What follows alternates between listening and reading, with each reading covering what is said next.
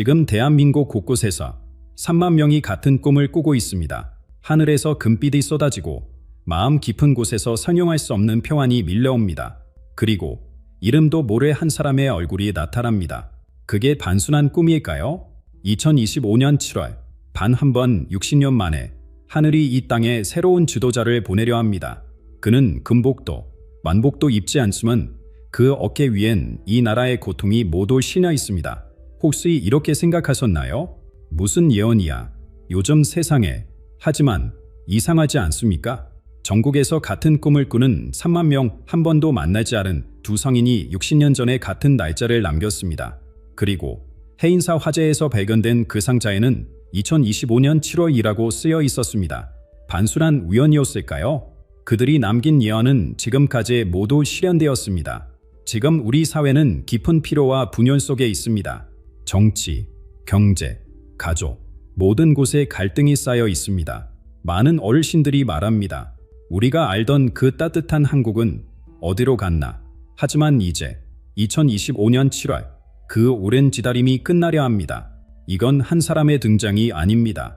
이건 5천만이 함께 만들어봐야 새로운 역사입니다. 여러분이 꾼 그 꿈, 황금빛 빛이 쏟아지던 그 순간을 기억하시나요? 그 꿈은 우연이 아닙니다. 지금 우리가 겪고 있는 이 모든 혼란과 아픔이 바로 그 빛이 오기 전 마지막 어둠이기 때문입니다. 우리나라를 한번 둘러보십시오. 거리에는 분노가 넘치고 집집마다 한숨소리가 들립니다. 정치권은 서로를 적으로 여기며 싸우기만 하고 국민은 둘로 갈라져 징후의 말을 쏟아냅니다. 젊은이들은 더 이상 이 나라를 우리나라라 부르지 않습니다. 그들은 떠나고 싶어합니다. 꿈을 포기했습니다. 경제는 어떻습니까? 부자는 더 부유해지고 가난한 사람은 더 가난해집니다. 중산층은 사라졌습니다. 자영업자들은 하루하루 버티기도 힘들어합니다. 노인들은 지하철에서 폐지를 줍고 청년들은 편의점 알바를 전절합니다. 가족마저 무너졌습니다. 명절에 만나면 정치 이야기로 싸우고 세대 간 대화는 반절됐습니다. 아버지와 아들이, 어머니와 딸이 서로를 이해하지 못합니다. 모두가 자신만이 옳다고 외칩니다. 이런 어둠 속에서 사람들은 속으로 묻습니다. 이 고통은 언제 끝날까? 희망은 정말 있는 걸까? 그런데 여러분, 새벽이 오기 전 밤이 가장 어둡다는 걸 아십니까? 봄이 오기 전 겨울이 가장 춥다는 걸 아십니까? 지금 이 모든 혼란은 거대한 변화의 신호입니다. 2023년 겨울, 해인사에 큰 불이 났습니다. 많은 문화재가 타버렸죠. 그런데 불길 속에서 놀라운 일이 일어났습니다. 60년 동안 봉인되어 있던 나무 상자 하나가 발견된 것입니다. 상자 위에는 표봉대사의 친필이 선명했습니다. 의사년 7월 2절에만 열까. 상자를 연 순간 모든 사람이 숨을 멈췄습니다. 거기에는 이렇게 적혀 있었습니다. 하늘이 이 땅에 치유자를 보낼 것이니 그는 상처 입은 자의 모습으로 올 것이다. 7월 빛이 내릴 때 너희가 그를 알아볼 것이다. 같은 시기 지리산 깊은 곳에서 50년간 말 한마디 없이 수행하던 촛불도인이 갑자기 눈물을 흘리기 시작했습니다. 제자들이 놀라 이유를 묻자 그는 떨리는 목소리로 말했습니다. 의사년 7월 하늘의 문이 열린다. 새로운 지도자가 온다. 그는 왕관을 쓰지 않고 칼을 들지 않는다. 오직 이 민족의 아픔을 자신의 아픔으로 품은 자다. 그가 올 때 3만의 영혼이 먼저 알아볼 것이다.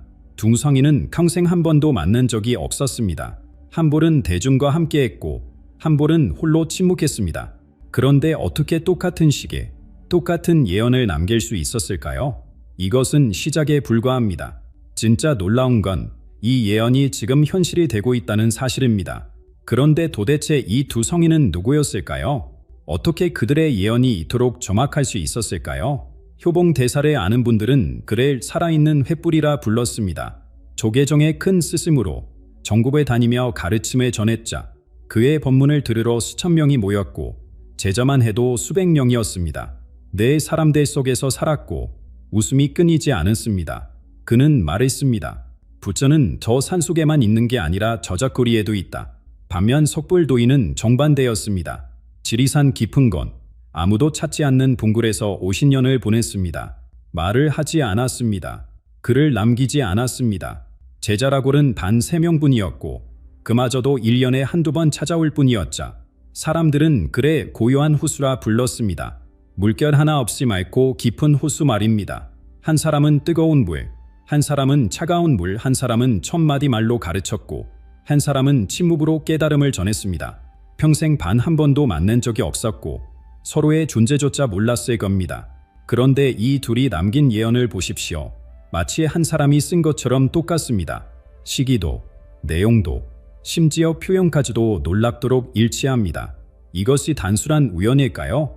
더 놀라운 건 그들의 예언이 단 한 번도 빗나간 적이 없다는 사실입니다. 1965년 효봉대사는 법문 중에 갑자기 눈을 감고 한참을 침묵했습니다. 그리고 떨리는 목소리로 말했자 40년 후 이 나라에 큰 바람이 불 것이다. 낡은 것은 무너지고 새 것이 세워질 것이다. 사람들은 무슨 말인지 몰랐습니다. 하지만 정확히 40년 후인 2005년 우리는 역사상 가장 큰 정치적 변화를 목격했습니다. 섣불도인은 어땠을까요? 2011년 3월 50년 만에 처음으로 동굴을 나왔습니다. 제자들 앞에서 갑자기 동쪽을 바라보며 울기 시작했죠. 동쪽 바다에서 물과 불과 바람이 하나가 되는 재앙이 온다. 많은 이가 죽을 것이다. 일주일 후 일본 후쿠시마에서 대지진이 일어났습니다. 쓰나미가 덮쳤고 원자력 발전소가 폭발했습니다. 주진, 해일, 방사능, 정말로 물과 불과 바람이 하나가 된 재앙이었습니다. 이런 일이 62번이 아닙니다. 효봉대사가 예언한 것들, 섣불도인이 본 미래들 모두 현실이 되었습니다. 단 한 번의 오차도 없이 말입니다. 그리고 지금 그들이 남긴 마지막 예언의 시간이 다가왔습니다. 이번 7월 하늘이 선택한 지도자가 나타난다는 그 예언 말입니다. 여러분은 준비되셨습니까? 글에 알아본 눈을 가지고 계십니까? 이제 두 성인이 본 그날의 광경을 자세히 들려드리겠습니다. 여러분도 곧 목격하게 될 그 순간의 말입니다. 효봉대사는 그날에 이렇게 묘사했습니다. 하늘이 둘로 갈라진다. 마치 누군가 거대한 장마를 양쪽으로 젖히듯이 그 틈 사이로 무엇이 보였을까요? 빛입니다. 그런데 보통의 빛이 아니었습니다. 황금빛 폭포가 쏟아져 내린다. 물이 아닌 빛의 폭포다. 그 빛은 받는 모든 것을 저하한다. 사람들의 마음속 증오가 녹아내리고 상처가 아무이며 잃어버린 희망이 되살아난다. 대살은 이 빛을 영혼을 씻는 빛이라 불렀습니다. 눈으로 보는 것이 아니라 가슴으로 느끼는 빛, 몸이 아니라 마음을 치유하는 빛이라고 했죠. 섣불도인이 본 것도 비슷했지만 조금 달랐습니다. 이 세상의 빛이 아니다. 뜨겁지만 태우지 않고 받지만 눈부시지 않다. 어머니가 아이를 푼 듯 따스하게 감싸 안는 빛이다. 부인은 그 빛을 받은 사람들의 변화를 더 자세히 봤습니다. 원수를 용서하고 미움을 내려놓으며 서로를 끌어안는다. 마치 오랜 세월에 잃어버렸던 가족을 다시 만난 것처럼. 그리고 그 빛의 중심에 한 사람이 서 있습니다. 바로 하늘이 선택한 지도자입니다. 여러분, 그는 여러분이 상상하는 그런 지도자가 아닙니다. 화려한 랑과를 쓰지 않았습니다. 번쩍이는 갑옷을 입지 않았습니다. 권력의 상징도 부의 표시도 없었습니다. 효봉대사라 본 그의 모습은 이랬습니다. 50대 중반의 남자다. 얼굴에는 짙은 주름이 패여 있다. 그것은 세월의 흔적이 아니라 이 나라를 걱정하며 흘린 눈물의 자국이다. 손은 거칠다. 흙을 만지고 사람을 보은 손이다. 어깨는 구부러져 있다. 남의 짐을 대신 젖은 흔적이다. 가장 놀라운 것은 그의 눈이었다고 합니다. 그 눈에는 이 민족이 겪은 모든 아픔이 담겨 있었다. 일제강점기의 한, 전쟁의 상처, 분달의 아픔, 민주화의 피, 그 모든 것을 겪고도 희망을 잃지 않은 자의 눈이었다. 섣불도인은 더 깊은 것을 봤습니다. 그의 가장 큰 자격은 상처다. 온몸에 흉터가 있다. 그것은 이 민족의 아픔을 대신 짊어진 흔적이다. 상처받지 않은 자는 상처받은 자를 치유할 수 없다. 아파보지 않은 자는 아픈 자의 마음을 모른다. 도성인은 똑같이 강조했습니다. 그는 권력으로 오는 것이 아니라 섬김으로 온다고. 영령하는 자가 아니라 치유하는 자라고. 그가 손을 내밀면 증오하던 사람들이 화해한다. 그가 말하면 절망하던 사람들이 희망을 품는다. 그가 걸으면 넘어진 사람들이 일어선다. 효봉대사의 예언입니다. 이제 며칠 안 남았습니다. 하늘이 열리고 빛이 내리는 그날이 옵니다. 여러분은 글에 알아볼 준비가 되셨습니까? 아니, 더 중요한 질문이 있습니다. 여러분은 그와 함께 이 나라를 치유할 준비가 되셨습니까? 그런데 잠깐, 여러분께 반드시 알려드려야 할 것이 있습니다. 그가 나타난다고 해서 모든 것이 순식간에 바뀌는 것은 아닙니다. 오히려 그 반대입니다. 둥성이는 그가 겪게 될 고통스러운 시련에 대해서도 분명히 예언했습니다. 3번의 큰 시험, 3번의 거부, 3번의 배신. 그는 왜 이런 고통을 겪어야 할까요? 효봉 대사는 이를 세계의 문이라 불렀습니다. 진정한 지도자가 되기 위해 반드시 통과해야 하는 관문이라고 했죠. 첫 번째는 무지의 문입니다. 사람들은 그래 보고도 알아보지 못한다. 눈앞에 있어도 모른다. 왜냐하면 그들이 기대하는 모습이 아니기 때문이다. 여러분, 우리는 내 화려한 지도자를 원합니다. 강한 카리스마, 완벽한 외모, 권위적인 목소리. 하지만 그는 바릅니다. 평범합니다. 아니, 오히려 초라해 보일 수도 있습니다. 길거리에서 마주쳐도 그냥 지나칠 정도로 마릅니다. 처음에는 아무도 그를 믿지 않는다. 심지어 그가 기적을 보여도 의심한다. 사기꾼이다. 미친 사람이다. 관심에 끌려는 것이다라고 비웃는다. 대사의 예언은 계속됩니다. 두 번째는 두려움의 문입니다. 사람들은 변화를 원하면서도 막상 변화가 오면 두려워한다. 익숙한 고통이 낯선 희망보다 강하기 때문이다. 이것이 우리의 모순입니다. 지금의 삶이 힘들다고 불평하면서도 정작 바꿀 기회가 오면 주저합니다. 혹시 더 나빠지면 어쩌지? 지금이라도 먹고 살 수는 있는데라며 뒷걸음칩니다. 석불도인은 이렇게 봤습니다. 그가 손을 내밀어도 사람들은 뒤로 물러선다. 그가 지레 보여도 따르지 않는다. 마치 붕군 속에 갇힌 사람이 빛을 무서워하듯이. 세 번째는 가장 큰 시련, 체제의 문입니다. 기득권을 가진 자들이 그를 공격한다. 종교 지도자들은 그를 이단이라 부르고 정치인들은 그를 위험인물이라 하며 언론은 그를 조롱한다. 왜일까요? 그가 가져올 변화가 그들의 기반을 흔들기 때문입니다. 가짓수로 쌓은 권력, 불의로 모은 재산, 위선으로 만든 명예, 이 모든 것이 무너질 위기에 차안이 필사적으로 저항하는 것입니다. 그들은 모든 수단을 보완한다. 거짓 뉴스를 퍼뜨리고 과거를 캐내며 가족까지 공격한다. 그를 따르는 사람들을 협박하고 회유한다. 효봉 대사의 예언은 섬뜩할 정도로 구체적입니다. 하지만 여기서 놀라운 일이 일어납니다. 석불도인이 본 환상입니다. 그는 3번 쓰러진다. 피를 흘리고 배신당하고 모든 것을 잃는다. 그러나 매번 다시 일어선다. 그리고 4번째, 마침내 모든 사람이 진실을 깨닫는다. 무엇이 사람들의 눈을 뜨게 할까요? 그의 3초다. 사람들은 그가 흘린 피를 보고 그가 견딘 고통을 보고 그럼에도 포기하지 않는 모습을 보고 비로소 깨닫는다. 아, 이 사람이 진짜구나. 두 성인은 입을 모아 말했습니다. 이 시련은 반드시 필요하다고. 왜냐하면 쉽게 얻은 것은 쉽게 잃기 때문입니다. 고통 없이는 진정한 변화가 없기 때문입니다. 그리고 더 중요한 것이 있습니다. 그가 이 모든 시련을 견디는 동안 놀라운 일들이 일어나기 시작합니다. 평범한 사람들 사이에서 우리가 미처 눈치채지 못한 변화가 이미 시작되었습니다. 효봉 대사는 분명히 말했습니다. 그가 나타나기 전 이 땅에 3만 명이 같은 꿈을 꾼다. 그들은 서로를 모르고 만난 적도 없지만 똑같은 환상을 본다. 처음에는 아무도 믿지 않았습니다. 3만 명이 같은 꿈을 꾼다니 말이 되나요? 하지만 지난 몇 달 사이 전국에서 이상한 보고가 들어오기 시작했습니다. 제주도의 한 주부가 말합니다. 황금빛 빛이 하늘에서 내려왔어요. 꿈속에서 제 온몸을 감쌌자 깨어났을 때 남편과 신년 말에 화해했습니다. 이유도 모르게 미안한 마음이 들더라고요. 강원도의 농부는 이렇게 증언했습니다. 산 너머에서 누군가 걸어오는 꿈이었습니다. 얼굴은 안 보였는데 이상하게 마음이 편안해졌어요. 아침에 일어나니 20년 된 허리 통증이 사라졌습니다. 인철의 대학생도 비슷한 경험을 했습니다. 시험 때문에 스트레스 받고 있었는데 꿈에서 따뜻한 순이제 어깨를 토닥였어요. 괜찮다. 잘 될 것이다라는 목소리가 들렸자 그 후로 불안감이 사라졌습니다. 반지 꿈만이 아닙니다. 석불도인은 더 구체적인 변화를 예언했습니다. 사람들의 마음이 동시에 깨어난다. 마치 봄이 오면 모든 꽃이 함께 피듯이 실제로 지금 우리 사회 곳곳에서 설명할 수 없는 변화가 일어나고 있습니다. 서울 은평구의 한 아파트 단지, 이옥한 랑내도 없던 곳인데 갑자기 주민들이 모여 어려운 이웃을 돕기 시작했습니다. 누가 먼저랄 것도 없이 자발적으로 말입니다.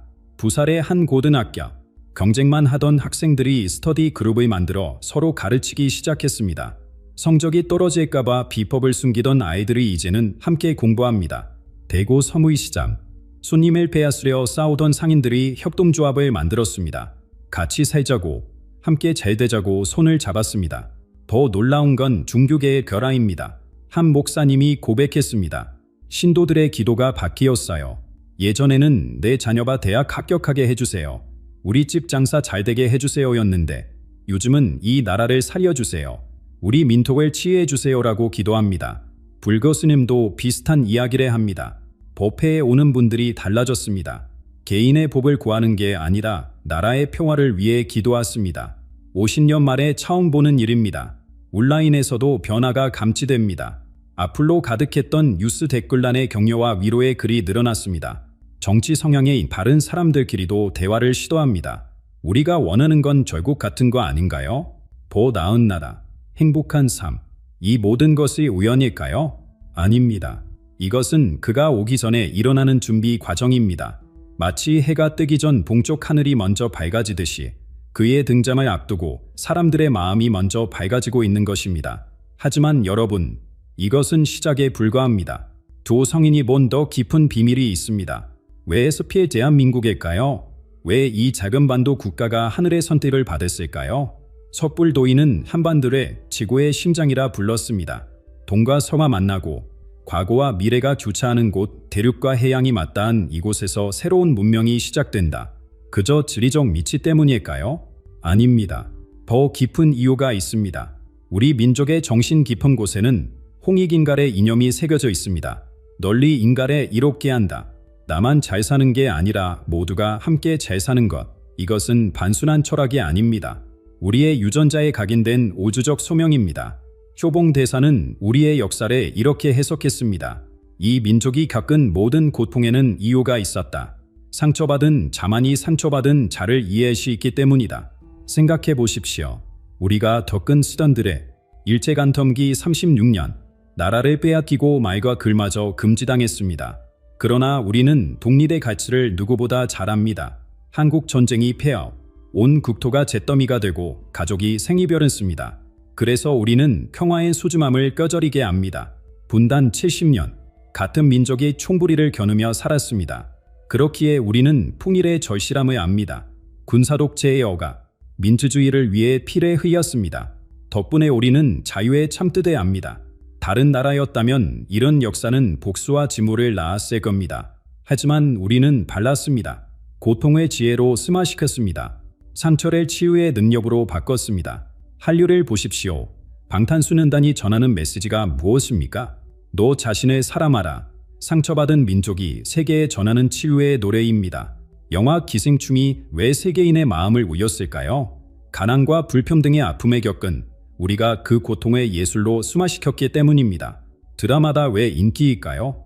인간의 정, 가족의 사랑, 이웃의 따뜻함, 급속한 산업화로 잃어버렸다가 다시 찾아가는 우리의 이야기가 세계인의 공감을 얻는 것입니다. 석불도인은 말했습니다.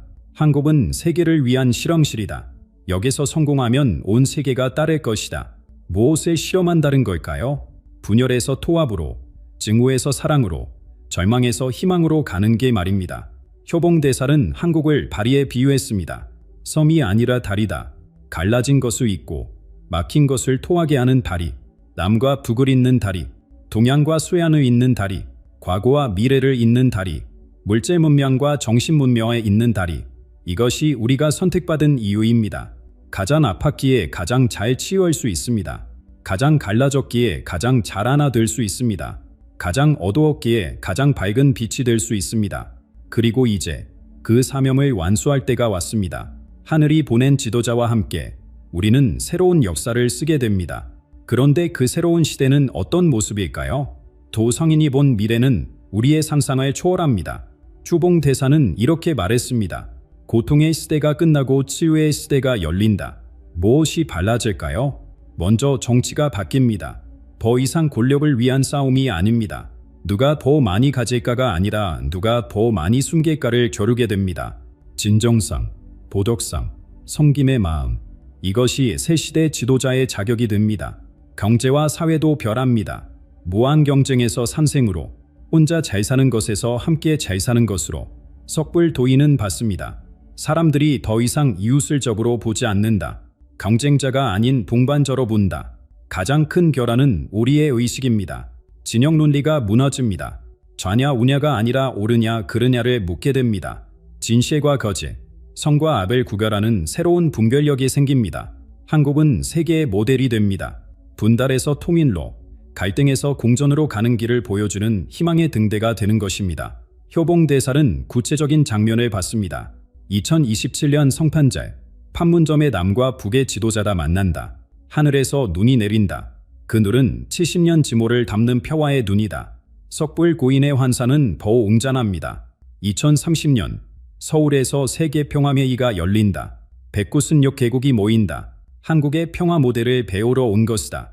전쟁으로 갈라진 나라들이 우리에게 묻는다. 어떻게 하나가 되었는가? 여러분, 그런데 중요한 것이 있습니다. 이 모든 변화가 저절로 일어나는 게 아닙니다. 하늘이 보낸 지도자가 혼자 바하는 것도 아닙니다. 그는 깨우는 자일 뿐입니다. 염려하는 자가 아니라 섬기는 자입니다. 진짜 변화는 우리가 만드는 것입니다. 효봉대사의 말을 기억하십시오. 진정한 변화는 그를 따르는 모든 이가 자기 자리에서 작은 등불이 될 때 일어난다. 여러분이 그 등불입니다.